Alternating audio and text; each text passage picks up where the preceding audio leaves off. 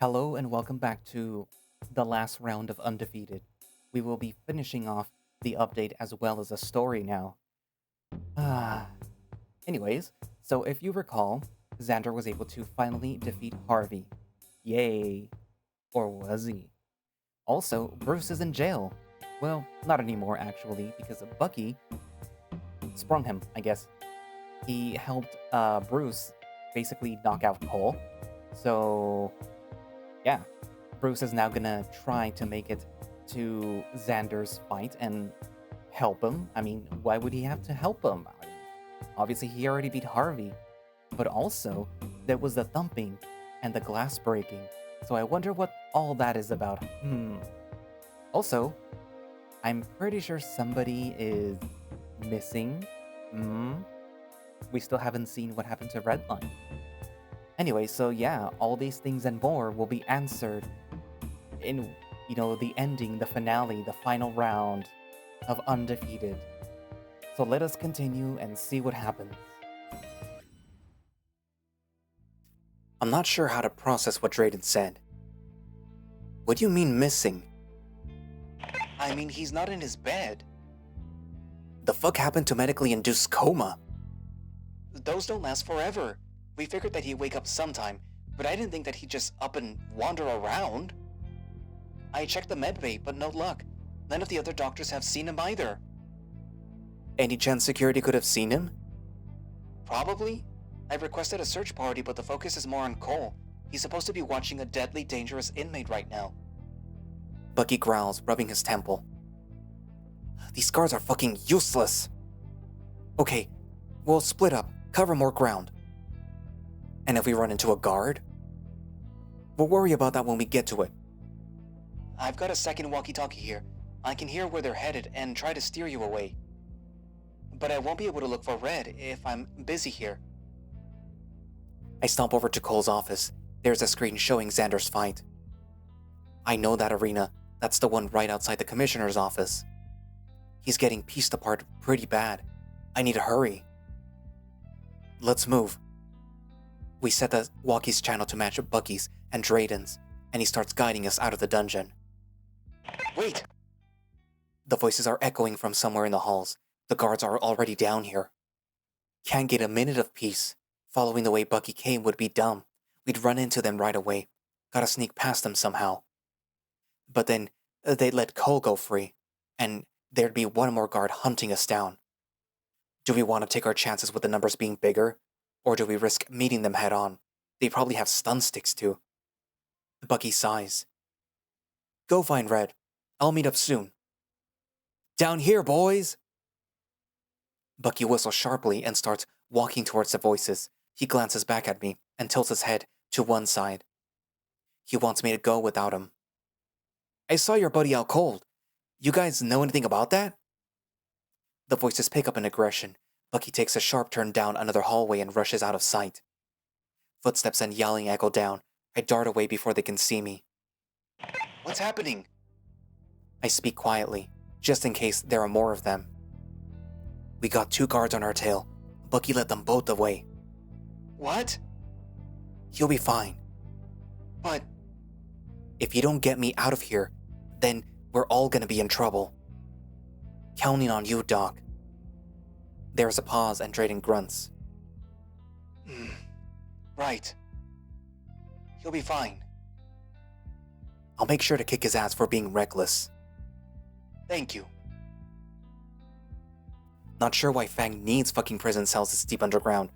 Not sure I want to know either. It's a maze trying to find my way out. Turn left, take the next 2 right turns, follow through straight, go through this unmarked door. By some miracle, I find the elevator and take it up. No shot Redline got as far down as we were, so there's no point looking there. Drayden's real quiet, only barking out directions. I feel kind of bad for the guy. Bucky's pretty capable though, so I don't think that we have anything to worry about. The elevator takes us to the main subset of hallways. This is where we go for fights. I know my way around here. Okay, I should be good from here. Are you sure? Yeah, you go look for Red on the main floor. I'll hunt around down here. Right. I'll keep my walkie on. running through the checklist in my head. I got out of jail. Now all we gotta do is find Red, save Zander, recover Bucky, and stand up to the commissioner. Easy. What a fucking headache. Prioritize. Where would I go if I was Redline? The library? The pool? Nah, little guy's probably got a killer headache. Maybe he'd go back up to his room to nap? If he wanted to sleep, he would have stayed in his room. Maybe he'd go to try to see Zander? Or watch Zander's fight. Doc, go check the viewing rooms. On it. And I'll check the halls. There's a chance that he's trying to get down to the ring to watch Zander's fight. It'd be fucking stupid, but I wouldn't put it past him. He better hope that I'm wrong. A quick glance down every hallway. I know this place pretty well, but there is a lot of ground to cover. Maybe I should head straight for Harvey's office. There is a chance that Redline's watching it from the window that he's got in there. I full-on sprint to the office. Big, thick, ornate doors with no guards surrounding it, thankfully. They're busy terrorizing Bucky. Locked. The screen is shut off and the window is completely transparent with a view of the full arena. Zander's looking bad. Real bad. The commissioner's lecturing him by the looks of his face. I've been there before. Sick fuck. I pound the glass hoping to break it. Maybe that'll stop the fight. But it's too thick. I need something else. No sign of Red in here though. I'm out of ideas. I turn and get one last look at the fight. Both of them are stanced up. Yo Doc, any news? Nothing in the viewing rooms. Any luck on your end? My heart starts to sink, watching Zander and Harvey face off. I'm sorry I can't do more for you right now. Nothing. Have you tried the beach? He loves that place. I'll head there next. Can you head up to his room just to cover more ground? Yeah, I'll. I'm back out of the office, turning around to leave.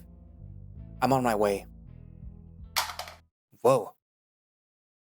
Theodore came out of nowhere, gun planted against my abs. My heart drops to the bottom of my chest, arms coming up instinctually. I drop the walkie. Hello? Bruce? I never had a fucking gun pointed at me. I don't know what to say, what to do. Theodore looks nervous. No, more than that. He looks terrified. What are you doing, Ted? His little hands are shaking. His face is crunched up in pure fear. Is he that scared of me? The commissioner said, I have to have you stay in your cell at all costs. So he gave the jumpiest motherfucker in the facility a gun? I speak softly, in case he feels like he needs to pull the trigger. I'm not doing anything wrong. I promise. The barrel jabs deeper against my body. It's trembling. I take a step back into the commissioner's office. I don't care. He gave me a job. I have to do it. I try to slow my breathing. Maybe acting calm will help. You don't have to do this. If you put the gun down, I'll go back to my cell. The metal clatters in his hands. Poor thing's horrified. I slowly reach down to try and point the barrel away from my body. Please? Let's just take a breath. And...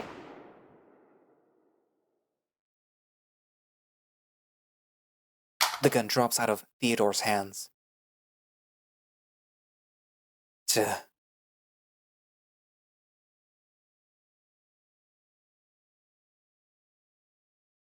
Huh. I stomp on the gun. It breaks in two. Cheap piece of shit. Ted? I think you dropped something. Not a big fan of getting shot at, even if he missed. But at least the bullet left a sizable crack in the glass. And now I've got a mallet to finish the job with. Comes with handles for easy gripping. I smash the rabbit's face into the glass a few times for good measure. Once he's good and knocked out, I throw him to the side. That should keep him busy for a few seconds. Hey look, my hands are shaking too, just like Ted's. Funny how getting a gun fired at you will do that. I grip my hands tight, taking a deep breath, and smash my foot into the bullet hole. Okay, kicking glass with bare feet is a bad idea. Note it for next time. Looking out into the arena, I can see Zan. And Harvey. The old man is on his back, spread eagle. Holy shit. He actually did it. Bruce? I try to step onto the side, but the broken glass on the ground jabs into my feet. There's nowhere to step. With a push from behind, my unsteady body leans over the edge of the window. I'm falling into the arena. Wah!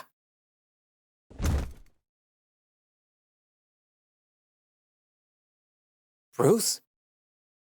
I stumble over the commissioner towards the dinosaur. That must have been a 10-foot drop. There's shards of glass everywhere. I have to be careful where I step.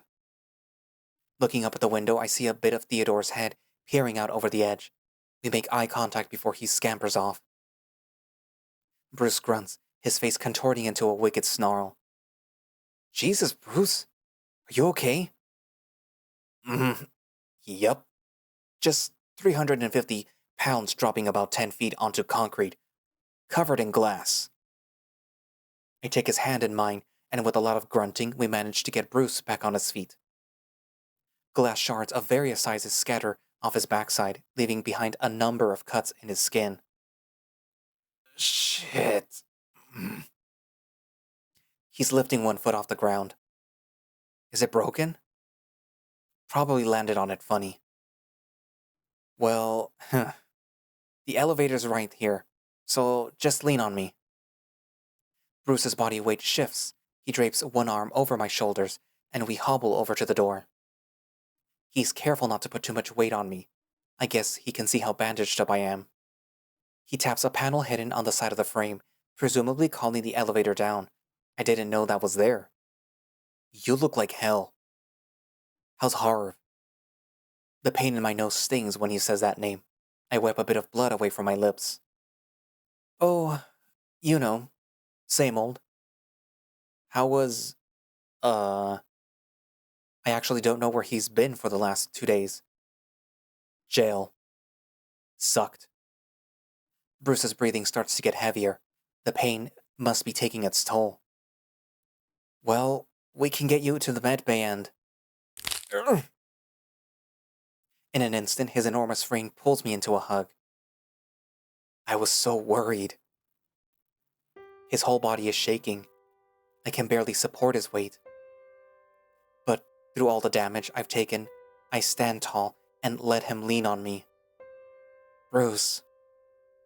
The arms behind me get tighter, and his breathing becomes more labored. He's warm. You did it, though. You beat him. I never could, but you did. I'm so proud of you. He pulls back, hands gently tracing my shoulders. Bruce is hunched forward, every breath moving his whole body. That doesn't sound good. Bruce. No more fighting. From now on, let me protect you. Shock penetrates Bruce's face. He gasps, a staggered breath before anger returns. He turns, roaring, his claws slicing the air behind him, at the commissioner. With a second strike, Bruce's frame folds forward, jackknifed over Harvey's arm. The arm pulls out, accompanied by a vicious squelch. Bruce's body collapses, blood pooling underneath. Bruce! My eyes dart from him up to Harvey, and then down to the thick shard of blood-stained glass in Harvey's hand. The commissioner sighs. I've had enough of your attitude, Bruce. Far more trouble than you're worth. His eyes drag from Bruce's body up to mine. I'm stuck. I don't do well with men that can't follow orders, Alex. Without any warning, he lunges for me. I stagger to the side, narrowly avoiding his blade. I'm running out of options. I have to get Bruce out of here. I have to get out alive. But when the elevator comes, he'll just get in there and finishes off. In my scramble, I nearly trip over Bruce. He lets out a groan. Good, he's still alive. I gave you everything. The words dribble out of his mouth as he drags his feet closer to me. All I ever asked was for you to do what I say. But if you can't follow the simplest of instructions... Harvey's foot stomps against the cut in Bruce's back, forcing a roar from the man. With Bruce heaving muffled sobs, Pod clutching his abs, Harvey's dead gaze leers up at me. Then you're better off dead. Again, the blade lunges for me, and I move back. I can't afford to defend against these. Any cut could be the end. He swipes and I dodge. He stabs and I sidestep. If I stay too close too long, even striking him could give him the opportunity that I need. But with his next strike, he shunts forward with his elbow, knocking me off balance. I stumble for a second until his free hand catches me. Gif! Another knee to the body. I can barely breathe as it is.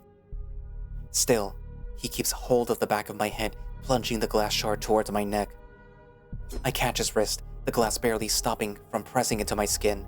His teeth bare into a snarl as our strength contest each other. Let up for even a second, and I die. But I have so little left to give. My arms are shaking and Harvey weighs so much. I'm sorry. I'm tapped out. I'm sorry, Bruce. I'm sorry, Redline. I'm sorry, Bucky and Drayden. I'm not winning this fight. Zan! The force pressing the tip of the glass against my skin pauses. I can finally take a breath. My eyes and Harvey's head crane to the shattered window overlooking the arena. There, leaning over the edge of the frame, stands Redline. He takes a labored breath. Fuck him up! A glint of glass flickers and I lean my head back as the shard swipes at me again. Harvey's foot lands in the center of my chest, forcing me backwards onto my ass. Grandpa, stop! You're finally awake. Motherfucker's never going to leave him alone. Harvey turns and walks towards the window. You've had a whole week off, Redline. I think it's about time for you to get back to work. Red shudders and swallows, and shakes his head. I'm... quitting. I'm afraid I can't allow that, grandson. Remember who gave you this job. Plenty of skilled fighters would have killed for a spot in Fang. You're not in any position to give that up.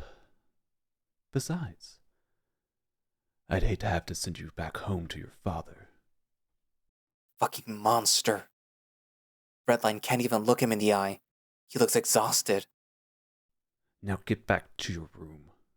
You have a fight in a week. I charge for him, aiming to tackle from behind. Or else I'll have to issue disciplinary measures. The blade slashes overhead as he turns to face me. I get a grip around his waist, but he manages to shunt me away. He's off balance, unfocused. I have to attack now. Blows rain against his body, desperate to do any sort of damage, anything to stop him.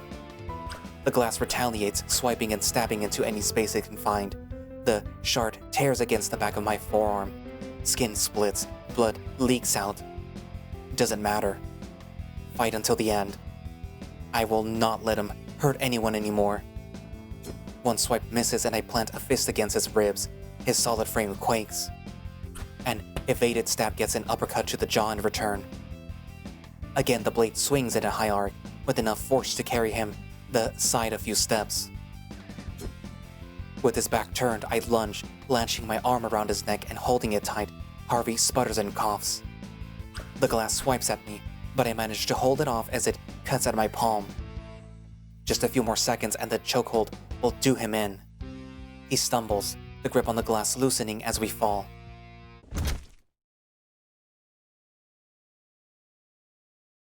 We drop together. My head rocks against the concrete. Everything goes dark for a second, but when it comes back into focus, I see the commissioner laying on his side. The piece of glass he was using got dropped in the scuffle, and when he fell, he landed on top of it. Harvey lays there, his weapon pierced through his neck. He sputters out a few labored gasps and stops moving. He's dead. I killed him. The arena is silent, save for my heavy breathing and Bruce's whimpers. Zan.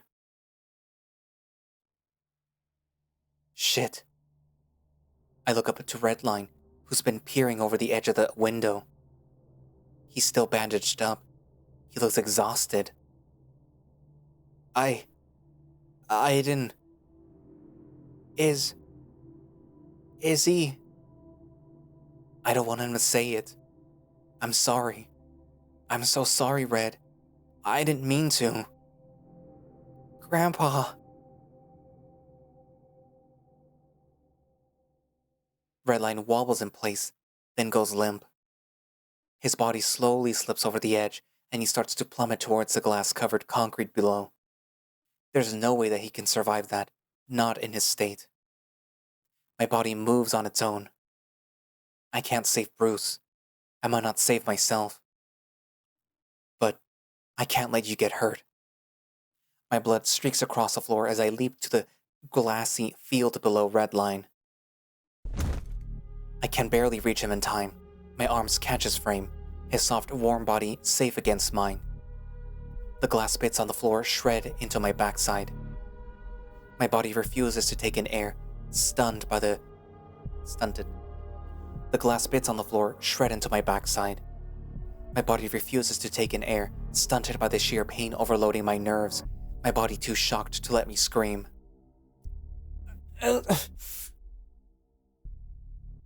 Zander! Short, furious breaths shoot in and out of my mouth. The pain stabbing into my back is too much to bear. No, please, Zan. Air refuses to enter my body. I feel like I'm choking on blood. My face is frozen in a grimace, tears streaking down my cheeks. I can't move.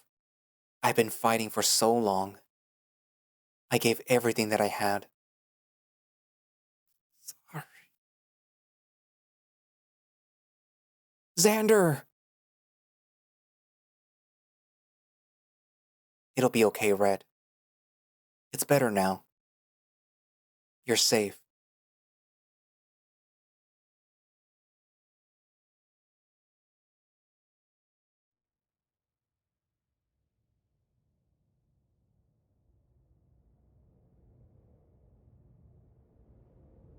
Was it worth it? All this pain? This confusion? In just a few short months, you've been transformed so radically. You're a completely different person now. You've changed. Are you happy? With the way things turned out, I mean.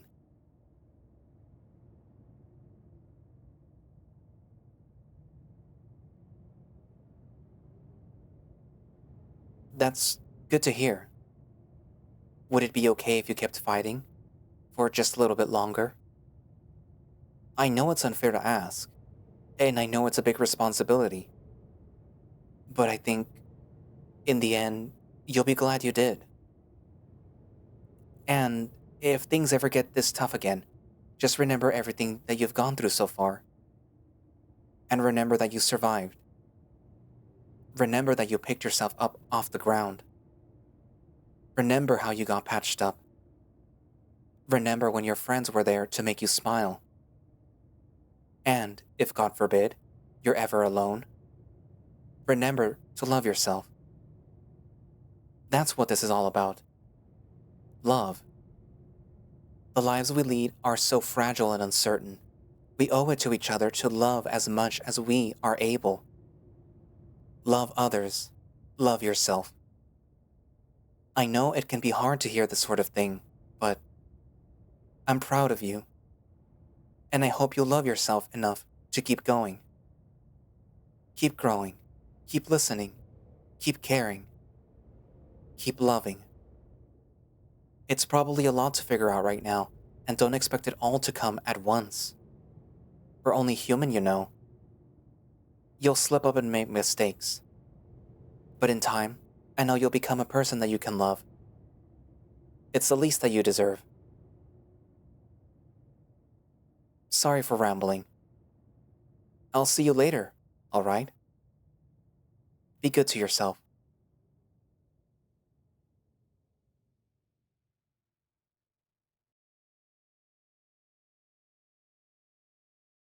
I'm such a fucking idiot. I'm so sorry. I should have done everything differently. And if I had the chance to do it all over again, I would. No, that doesn't sound right. I'm focusing too much on myself. I'm so sorry I was selfish. And Ugh. Why is this so hard? I can't seem to break the habit. Just take a breath and move on. Probably shouldn't even be thinking about this. The new CEO wants to discuss my future with the company. It's been a few months since my fight with the commissioner. Things have been a little wild. Fang shut down operations temporarily while they scrambled to find a new owner. Most of the fighters were pissed, rightfully so. I guess that mostly is my fault for killing the guy in charge. Hopefully it won't happen again. Always a little bit of a walk down to his office, but it helps get me my steps in. Knock knock. It's open. You wanted to see me? Yeah, man. I'm bored as fuck down here. I smile back at him. Sounds like the new job is working out well, then. Red's chair creaks as he leans back. Ugh, dude. It's only been a few months and there's so much to do already. Sounds like you need a vacation. That's true. I drop down in one of the extra-large beanbags Red had exchanged for the side chairs that normally sit on the side of the desk. So did you actually need me for something, or were you just bored? I mean, this job is super boring, but I did want to see you. I got the rest of the month off. How'd you swing that by the boss? I hope my dry wit comes across clearly. A ham. Please, Zander. I call the shots around here. Red's arms cross behind his head. He leans back in his chair, but hurriedly scrambles to regain balance when the chair almost tips over. How'd you even get the job in the first place? You'll feel overqualified. Well, after the whole, incident? Sorry about that. It happens all the time. Does it? Grandpa's will had all his shares in the company transferred to his next of kin, which would be my dad. And after everything that happened with me and Cole, my siblings all bullied, convinced Dad into transferring the shares to me. So yeah, he was the majority shareholder, which means that I kind of own the company now. Why do you call yourself the CEO? Just sounds cooler. Does it? I'll be honest with you, nothing about this job is cool. I have to sit in meetings and look at documents and talk to other shareholders? Gross. Ever since the incident with Harvey, Fang put a hiatus on all his professional fights, essentially shutting down until we could get things under control. Having your boss murdered in the private underground arena isn't a great look, and the audience above ground had a lot of questions. I'm lucky enough to have stayed out of the spotlight for the whole thing. Redline's lawyers hid my identity pretty well. Though even if I did get a lot of attention, I can always just hide underground until it blows over. I'm trying to convince them to let us change the facility up. More safety protocols, better healthcare and security, maybe some new rules to help the guys all keep, a healthier mindset. He sighs. It's a headache. Well, don't push yourself too hard. I feel like Drayden would have a conniption if you worked too much and ended up in the med bay. Redline beams a smile at me. I'm on my third lecture from him this month. We're only 1 week into the month. Going for a new record. He laughs a little, then looks to the side. How is everything? He's silent for a few seconds. Honestly, not great. Redline gets smaller in his chair. My shoulder and leg are taking a while to heal. Even then, I'll be pretty fragile. And the whole one-eye thing could be a problem if something happens to the one that works. I don't know if I'll be able to fight professionally again. It's hard to look him in the eye. Would you want to? After all this? I don't know. Feels like it'll just lead to more trouble for me. It's hard to hear that, coming from him. I know how excited he was to fight. I'm sorry, Red. Yeah. You know, it's whatever. I mean, yeah, it sucks that I can't do things as easy as I could before. His mouth opens to speak, then it closes. A shaky breath exhausts through his nose. It really sucks. I don't like having to take breaks all the time. I don't like feeling like dead weight. I miss training and swimming and fighting. It hurts. I can't stop thinking about how it might never get better. And I'm really scared that it won't.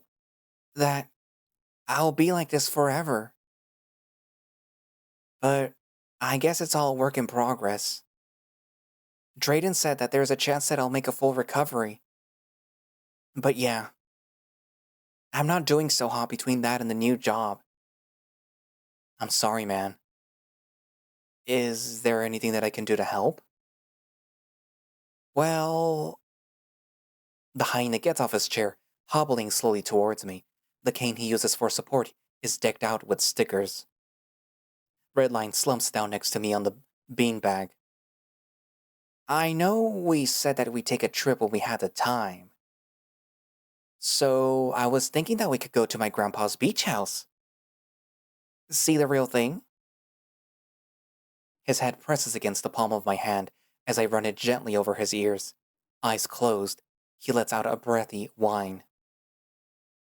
Ah, so that's where we're going. Red had me pack a bag, but wouldn't say where the destination was. My treat, of course. You really don't have to do that. I can pay for my own part of the trip. Oh no, I mean like, my family gave the house to me too. And I already bought the tickets, so... Ah, right. That sounds great, but... Would it be weird for you? If you have all those memories there, I mean. I thought about that, but I think that I'd love to go again. Redline nestles closer to me, our lips meeting for only a brief second. We can make some new memories. The beanbag shifts and creaks as our bodies press together. He's so warm, so still. I can't help but hold him like he's some fragile thing. I lay there, taking in the scent of his fur, holding my boyfriend in my arms. I'm sorry, Red. He lets out a little chuckle. Don't, Zan. I mean it, though. I'm sorry I spent so long treating you like that. Yes, babe, I agree. Just like I did the last dozen times you apologized. It was really cute how you reacted when I read the text back to you. God, that was so embarrassing. It needed to be said. Well, I'm just glad that you finally opened up to me. Hopefully it doesn't happen again. What, you opening up? No, me needing to apologize. He laughs and kisses my cheek. Well, if it does, I'm sure that it'll be about something much less worse. Like killing my grandpa. Oh, yeah. I'm really sorry for that too. It's okay. Sorry he tried to kill you. We both pause and then laugh. I mean, he didn't give you much of a choice. And hearing that he wanted me to fight again? His head shakes. I don't know why he did what he did. I guess all he could focus on was making a profit. I don't know. But I didn't feel any love for him near the end. I'm just glad that you were able to get off with self-defense. The legal process for that was painful, but the recordings of our fight and the conversations in his office gave us all the proof that we needed. It was an accident. I really didn't mean for all that to happen. Ideally, I wouldn't have had to drag all your bodies into an elevator, but yeah, happens all the time. I remember him crying over me when I finally woke up. Poor Drayden had his hands full. He was too busy tending to you guys that he completely forgot to yell at me for getting out of bed in the first place. Who's yelling at who? Bruce pops his head into the room. The door swings open and he enters, duffel bag under his arm. Redline lets out a little chirp and scrambles to get to his feet. Bruce drops the bag and rushes forward. Easy, big guy. Come here. Gently, he lifts a squirming hyena up in his arms, bridal style. Hey! I can get up on my own. No can do. Doctor's orders. Drayden told you to carry me around? Sure. Let's say that. Hey, quit wiggling. We can't wrestle, so this is what you get instead. Bruce beams as he pins the wiggling yin against his body. It's fun to hear Red laugh like that. I'm gonna have to wrap you up in a blanket, make a 3-yin burrito. Where are you gonna find the other yins? You've got enough fight in you for 5 yins. I get off the beanbag and move to plant a kiss on Red's cheek. Then, I lean up as Bruce meets me halfway for a kiss on the lips. You taste different. Were you two smooching up in here? Yep, you missed out big time. I roll my eyes. Guess the teasing is something that I'll have to come to live with. Not that I mind entirely, I knew what I was getting into. After everything calmed down, I approached Bruce with the idea of the 3 of us getting together. He was scared. I was too, frankly. Kept going on and on about how he didn't want to hurt me, or how he wouldn't deserve it after how he treated me. But we both understood that after everything that we went through, we trust each other and that we deserve to be happy. He had feelings for the both of us, but wasn't sure how to navigate it. It felt so good finally seeing him happy after so long. Bruce and I spent so long trying to perfect the double kiss technique. Red nearly exploded when we both planted one on his cheeks at the same time. Careful with him, Bruce. We don't want him breaking before the trip. Boo, you're no fun. You guys decide on where we're going. My grandpa's beach house. Ooh, not bad. You clear to swim? No, but I've got floaties. Bruce grumbles and squeezes him tighter, forcing another squeak from the yin. And we can hang on the shore.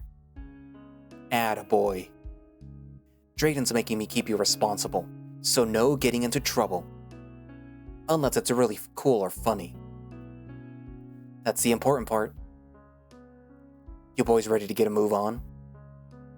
I'm all done for the month. My bag's up in Drayden's office.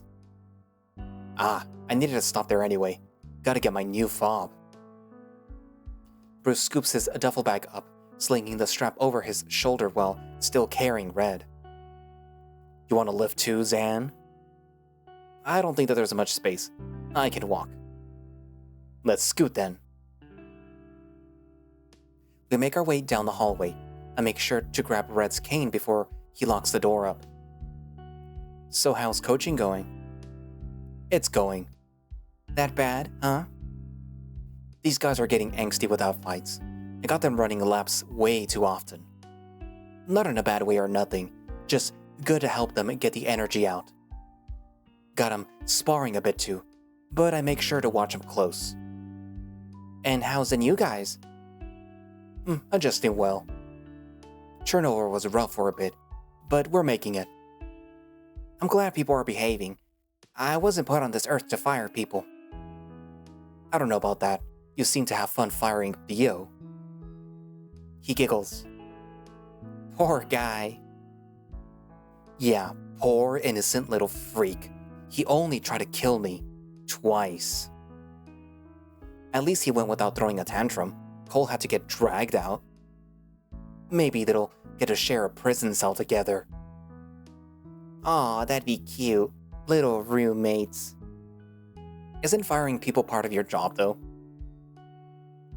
No, that's what HR is for. But Theo was supposed to be my assistant, since I'm taking Grandpa's place and all. Hopefully not for long, though. Yeah, how's the hunt for a replacement going? It's, going.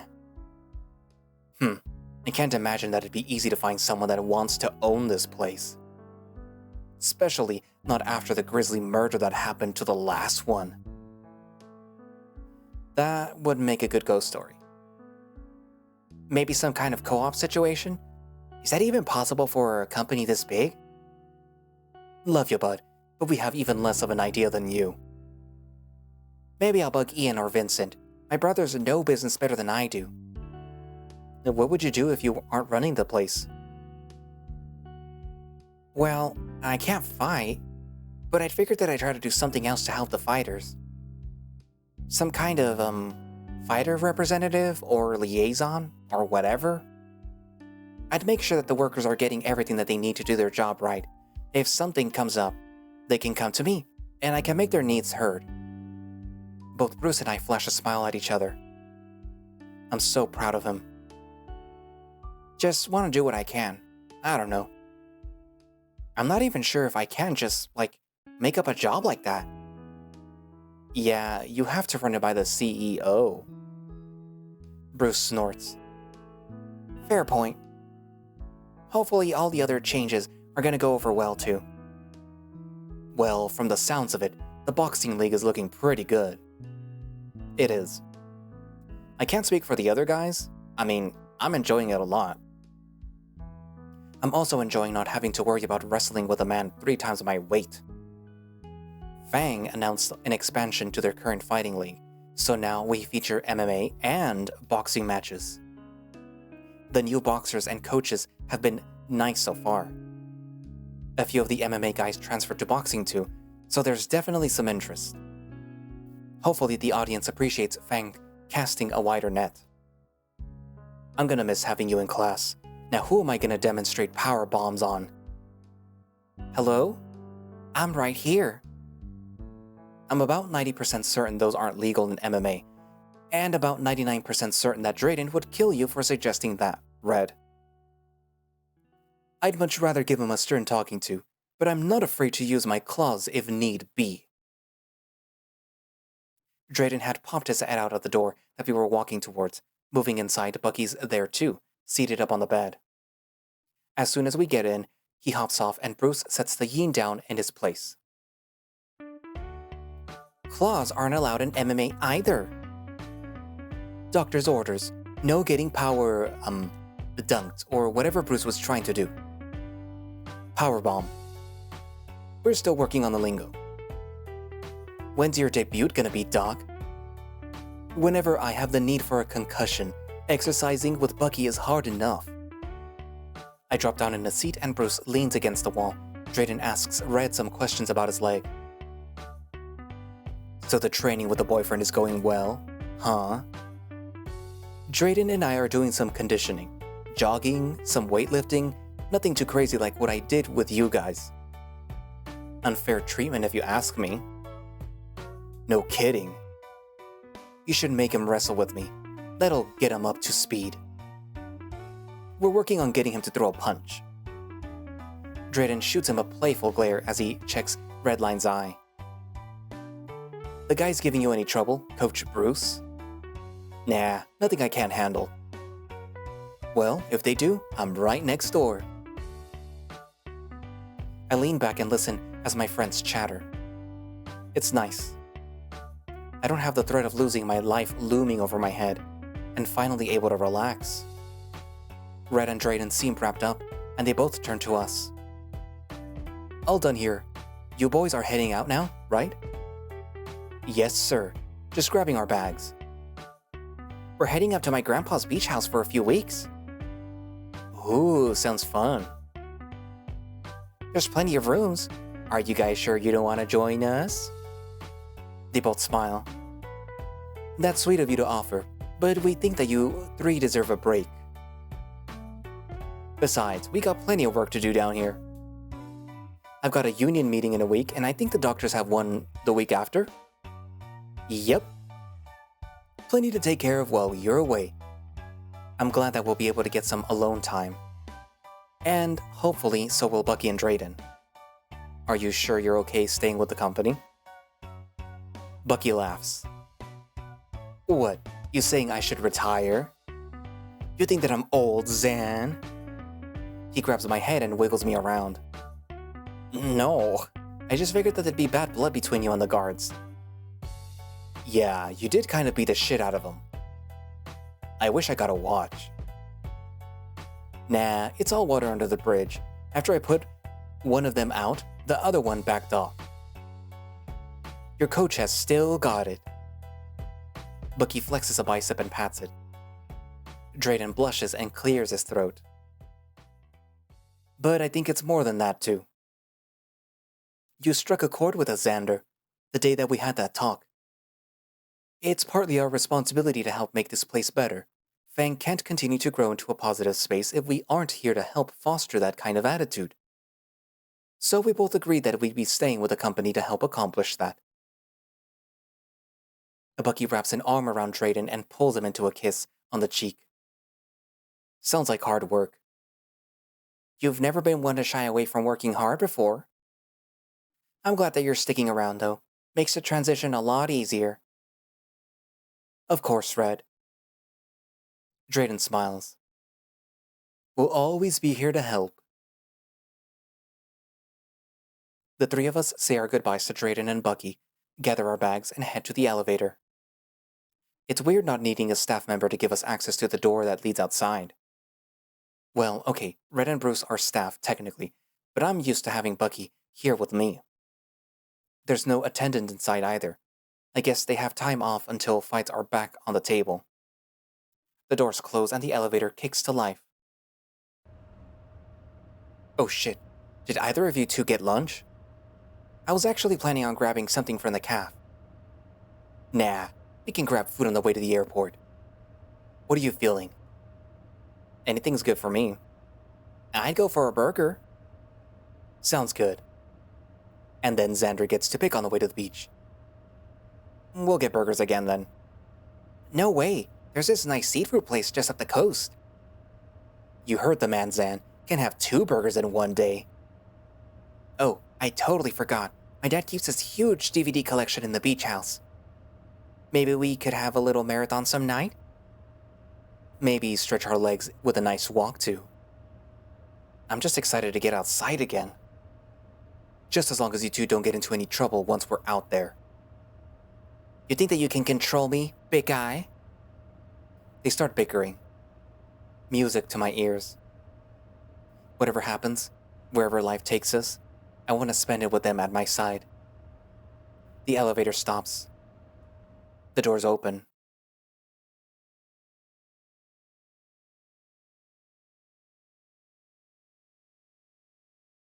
I feel the sun.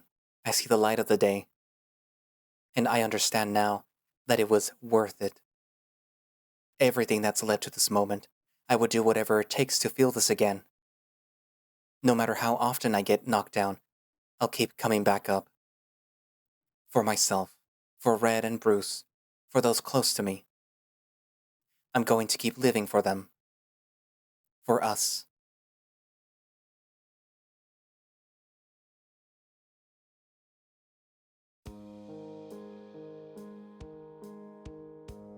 Undefeated. Thank you for reading Undefeated. I'd like to take time to highlight the wonderful people that made this project possible. I highly recommend reaching out to work with any artist and musician listed here. A full list can also be found on the main menu under Credits. The credits will now begin, showing off each artist's contribution. I recommend hitting the auto button so that you can sit back and enjoy the art.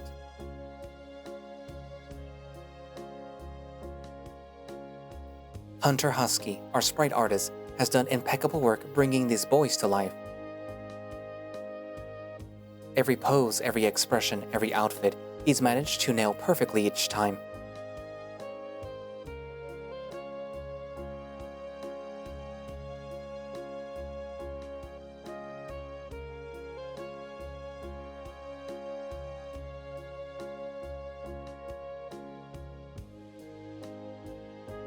I won't hesitate, bitch.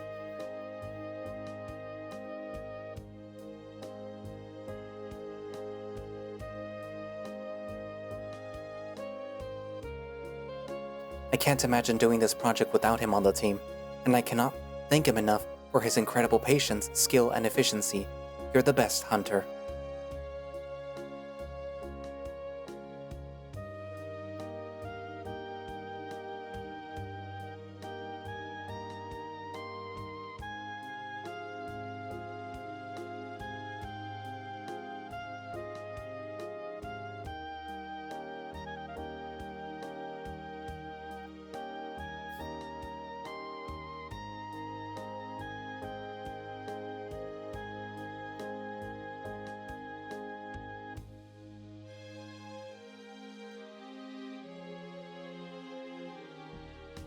Eric, our main background and CG artist, has been vital to this project. Undefeated has some unique background requirements, but Eric was more than happy to take them on, and he knocked it out of the park every time.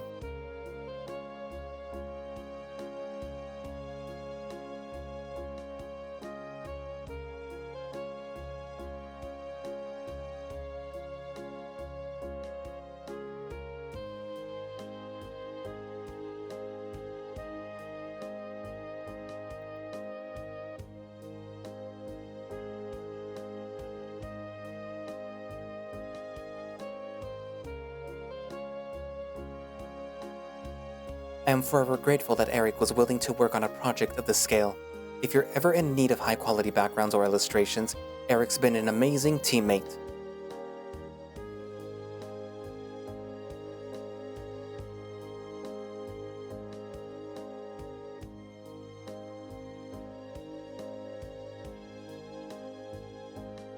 And the Raptor was a fantastic help early on in this project. The work he did for the first few CGs and especially the title screen really helped establish the tone of this project, and I'm so glad that I was able to work with him.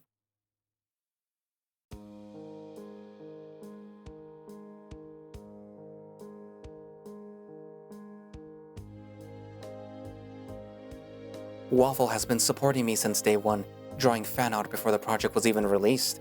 He's even been so gracious as to allow me to post some of that art when new builds go live.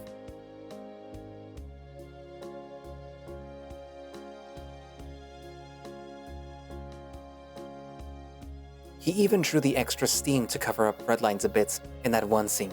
He is an incredibly skilled artist and a wonderful friend. Thank you for everything, Waffle.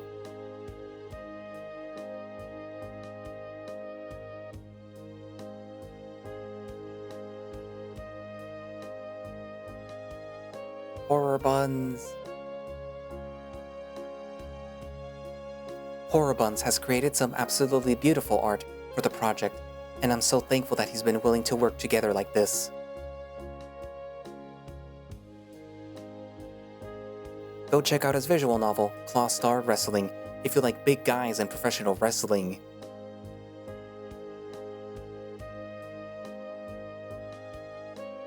Martini Dog was the lead composer for Undefeated. Martini created the main menu theme, Drayden's theme, 2 songs that play during emotional scenes with Zander, and The Real Thing, the song that you're listening to right now.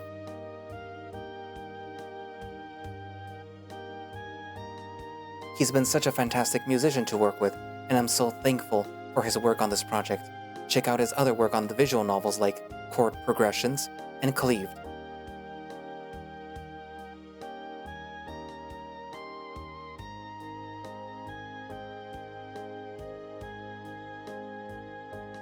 Frank Fulf has contributed his work as an artist and musician, and I couldn't be happier with the work that he's allowed me to use.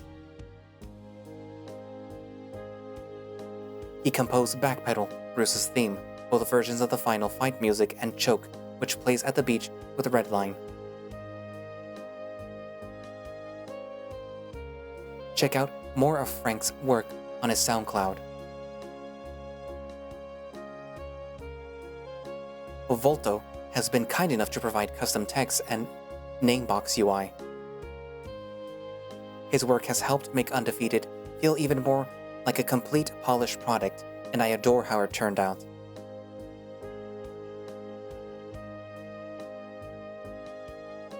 I'd also like to thank Psykid and R. Steelman for their character designs work.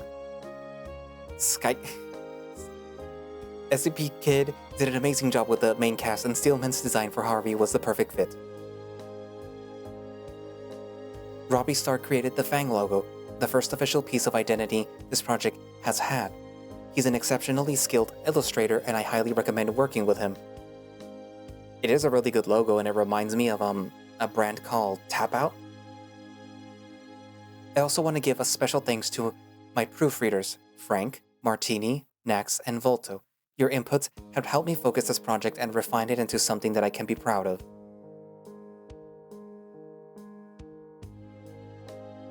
Finally, I want to give thanks to anyone that supported Undefeated in any capacity. Creating and sharing fan art, downloading and rating the project on itch.io, or even sharing posts regarding the project on social media. And even reading the, visual novel for YouTube.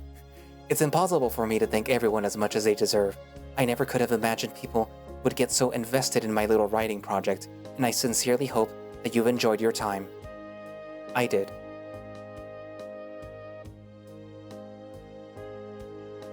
I hope you will continue to support me, my teammates, and other visual novel creators on any future endeavors. We will.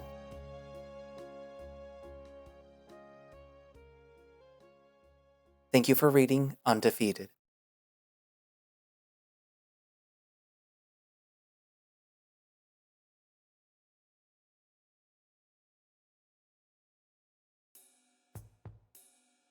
And that is the end of Undefeated.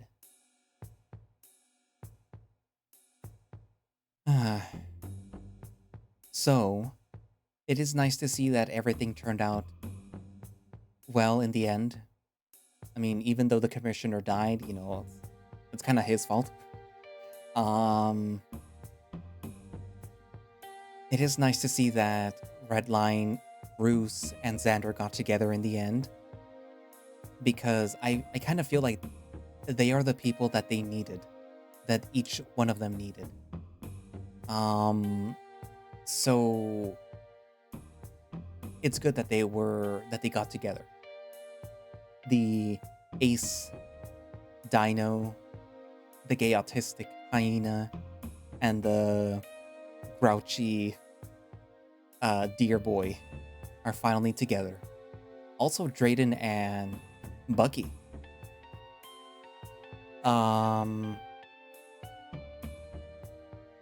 Good that Cole got his comeuppance, in a way. He got shocked. He got kicked out of, Fang. And he is essentially, he is nothing now. So, yeah.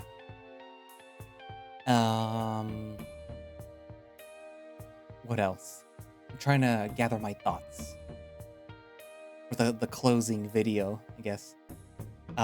This is probably going to end up being 2 videos, too. So, I'm not really sure where I'm going to cut it, but yeah.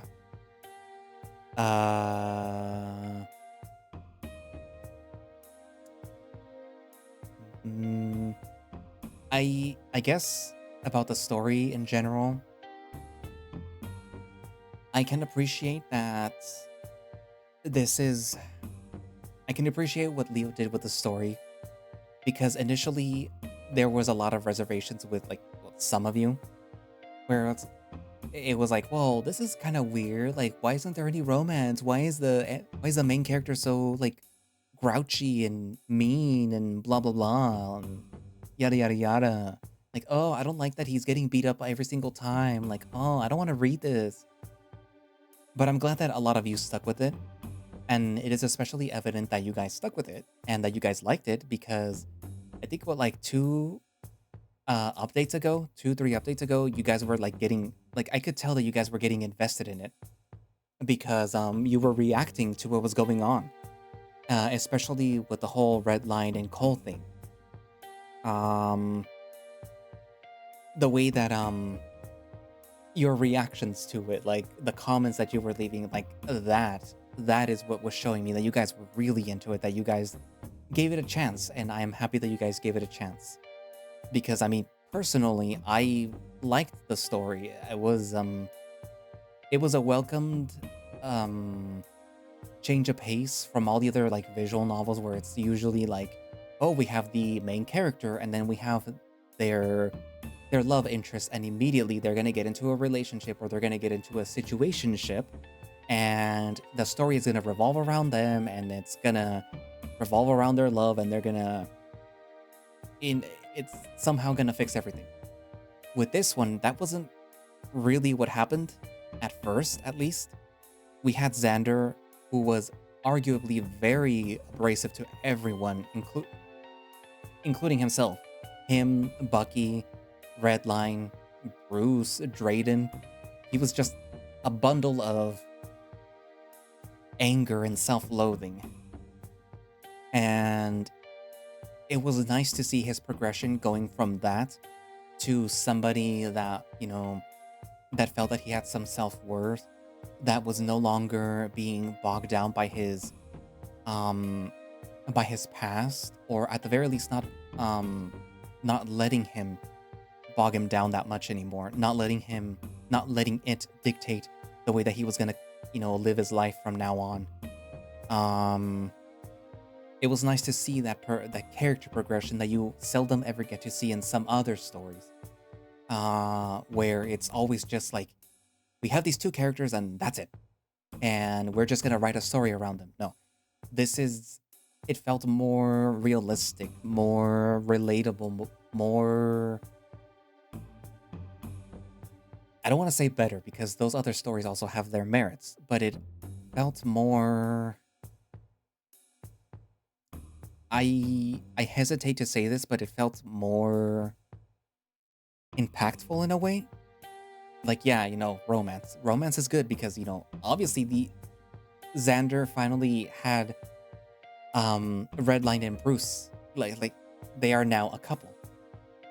But what I mean is that the story didn't just want to default to like the usual tropes, the usual things that you always see in some other stories. Like this had a lot. I don't know how to say it, but I'm hoping that some of you know what I'm trying to say. I also am grateful that you got to see a story that talks about some of the things that you normally don't see, which is like, mental health, especially men's mental health, because, a lot of the time when you're growing up as a man, not to belittle women's experiences, but when you grow up as a man, you're expected to behave a certain way and react a certain way to certain things. Like with your emotions, you cannot show emotion because that is a sign of weakness. Or in some cultures and in some families too, like with machismo, like where a man has to be a man, they can't cry, they have to subscribe to certain roles, they cannot do certain things, they have to play sports, they cannot go into the arts, they cannot perform or whatever. And then with the whole thing with like with specifically Xander's family, his father and his mother, where as far as they were concerned, they weren't the toxic parents that Zander remembers, that Zander had to deal with. They were just, parents, and like, oh, like, we didn't kick you out, we were just giving you some space or whatever the dad says. Like those are weird, real world things that people do have to experience. Sometimes they lose their families over that, and sometimes they have to go no contact or minimal contact with their family, specifically because the parents do not see what they are doing or what they did to their kids. And then they wonder why won't my child talk to me? It's like, well, you know why. You just have to face it. You have to fess up to it. which unfortunately Xander's father apparently was unable to do. And then there's also the things with Bruce's family. The alcoholic father, the mom who was supportive, but she was stuck there along with Bruce. She wouldn't run away and leave Bruce there, but in the end, unfortunately, she paid the price of living with an alcoholic father. And then there's Redline's family. It's a big family, and you would think like, oh, it's a big loving family, but in reality, it was conditional love. And then there was Redline's, mental state where he thought that he was just sort of like the extra child that they weren't really planning for, that they didn't really want, and then not really fitting into that family and in life in general. And then there's also the autism thing that makes everything like, well, not worse, but it just makes it a little bit more difficult. And yeah, there is a lot to unpack with this story, but it's good things. It's good things that they talk about. It's the difficult things that they talk about, and how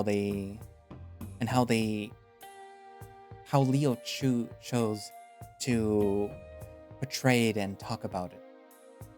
And it was good. Like the conversations that Xander had with Drayden, talking about his family, and Drayden, I guess, helping him to realize that all these things that he's bottling up in relation to his family, those weren't his fault. He was never supposed to feel that way. He was never supposed to be scared of his father, of his mother, how they would react, and things like that. And also, it was good that Bruce also had the chance to speak to Drayden and hopefully start his road to recovery too, to get over his own trauma and things like that. It's good that it's displayed, because it's usually like those things that people try to avoid talking about. It's like, oh yeah, it's good that they're seeking help, but like, I want to talk about like, it's good that you show it, because it might inspire people to want to seek help to maybe realize that the situation that they're in is probably not the best, and that they may have other options. Ow, I hit my hand on my desk. But yeah. Yeah, there's a lot to talk about with this visual novel. All I want to say is that I am very happy that I stumbled upon, well, I didn't stumble upon it. My friend told me about it. Specifically, he told me about it because it was like a fighting themed visual novel. But not only that, because around the time I was really getting tired of visual novels that were always wanting to circle onto the intimate aspect of the main character's relationship with their love interest, which, as you may or may not know by now, that's usually something that I tend to just sort of like scoff at, because by now by around that time it was just like, well, every other visual novel is doing this. I just want to read something that is something different. And then came Undefeated, and that sort of filled that hole, which unfortunately is going to be left open again. I mean, but there are other visual novels too, like Remember the Flowers and Roads Yet Traveled, which do help progressively build a relationship with their characters, which is something that I think by now is what I identified as the thing that I want with visual novels. I want the relationships to grow over time. I don't want them to suddenly appear as soon as the main character sees, X character. Like, oh, they fell in love. They're smitten. They're star-crossed lovers. Like literally right when they meet. Like, that they're gonna get together, and their relationship immediately springs right that moment. It doesn't build over time like a normal relationship would. Like, I'm sorry to tell you guys, love at first sight is very rare, and usually relationships don't happen that way. So I kind of want to see more stories like Undefeated, more stories like Roads Yet Traveled, more stories like Remember the Flowers. But again, I am not discrediting other visual novels. Like, I like The Smoke Room, and that visual novel more or less begins with a sex worker, and I think one of the first interactions with one of the main cast members, Will, is basically, you know, you know. But yeah, those stories do have their merits, and again, like I said, I like The Smoke Room, I like Echo, I like Arches, I like the horror, I like a lot of stuff. It's just, I want more like Undefeated. I want more stories that make you think, that make you feel other things other than just like, aw, feelings. I want other feelings that make you feel like, oh, I want you to, I want, I want the stories that linger in your head. And Undefeated is one of those stories. I mean, also Arch. That one still lives rent-free in my head. But this one will also live rent-free in my head. Mostly because,